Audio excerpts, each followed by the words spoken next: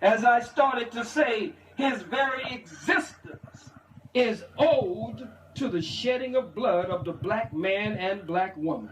There would be no white race if it were not for the genetic engineering, the grafting, the birth control, and the special process by which the white man came into existence. What he's talking about is eugenics. He's talking about genetic engineering. That's another way of saying eugenics. He's saying, look, they soft killed tons of our people. And watch his videos. He doesn't like the Democrats or Republicans. He says the same argument I do. We have to fight back. They're killing us, and they're taking away our rightful places mentally, spiritually, and physically. Which required, again, the very shedding of blood of the black man and black woman. And so the most honorable Elijah Muhammad has taught us that the circumstances surrounding the origin of a thing into the world determines the very nature of that thing. All right. So now that it's established the majority of blacks see things the way I do, how disrespectful is it for races that we all know we'd lay them out, right?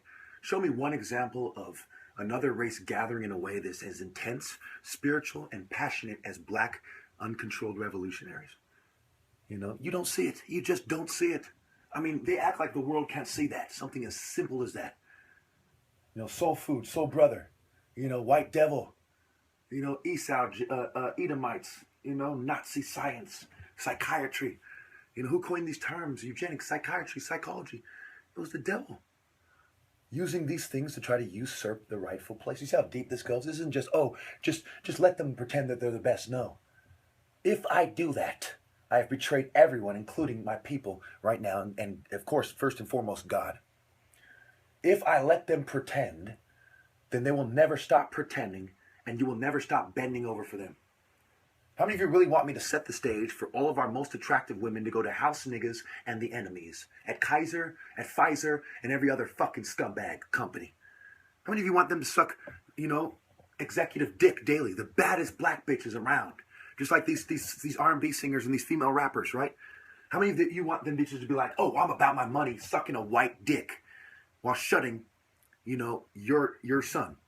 How many of you want your son to be shunned by a gold digger sucking a JFF eugenic dick in a satanic corporation? Come on! Black power! As with every other black leader who was killed, Khalid Muhammad had a falling out with Nation of Islam. Now, Farrakhan says a lot I agree with. But look at Elijah Muhammad, his hat. Look at what he's talking about. Look at who he is. No, it is another secret society movement designed to control black people and to recruit anyone who feels passionately. Farrakhan is a very passionate guy who's aligned himself with Donald Trump, okay, who represents the white occult. And they have their eyes on people like me. And they will give people like me, you know, drugs and soft kill me any way they can. You know? I'm going to tell you right now, you all betrayed me for the white man's money. A lot of you brothers, you have sisters, you have black female friends. Did you send them my way? Or did you help them do genetic engineering on your brother, on your Igbo prince? And I'm not trying to guilt trip you. I'm trying to get you to do the right thing. I disagree with Khalid Muhammad on pushing the psychiatric agenda and bigging up his black militant allies. You might describe them as more like black Masonic allies in psychiatry. No, he's wrong about that, and we all know it. 500,000 people a year, and you're not going to say a single thing about white supremacy through psychiatry so that house nigga psychiatrists can continue to help them oppress people like me.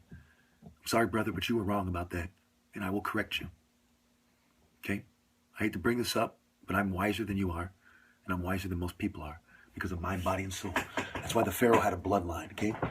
So anytime I see any African American pretending to be more worthy or smarter than me, I will take it back to the mind, body, soul argument. With all due respect, brothers, I'm meant to be in charge. Because none of you are doing by yourself what I am. None of you have gone through what I've gone through.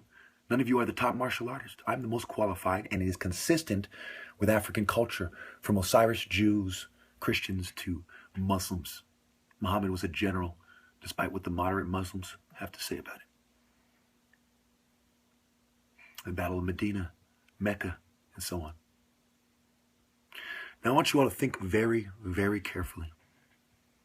Do you really want to struggle with me for power, brother, when you're on the wrong side of the debate?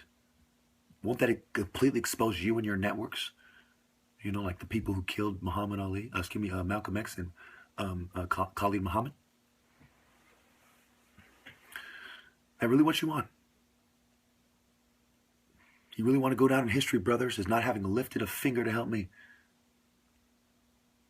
Because you know, one day, you will be, if you do not help me, you will be hopelessly subservient to them.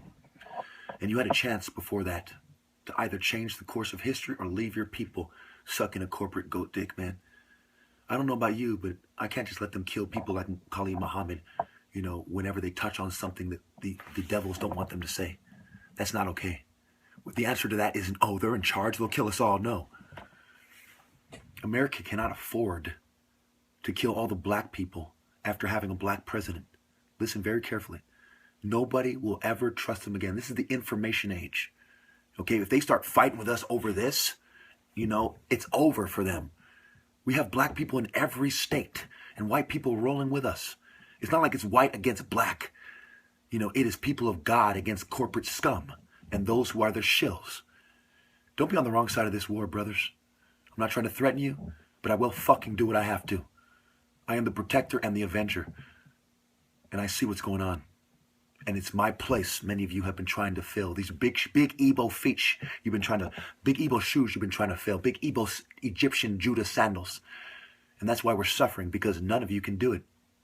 You need to step down and let the most qualified lead us into the light. And when you do not, it is because of your treachery that they won. I'm fighting, you know, my soldiers are supposed to be behind me, not stabbing me in the back so I can only kill one or two of the enemy, but standing with me so we can defeat them. And I tell you now, remove the cowardice and the materialism from your heart. Think of ancestors and our social order. Stand with me! Judah!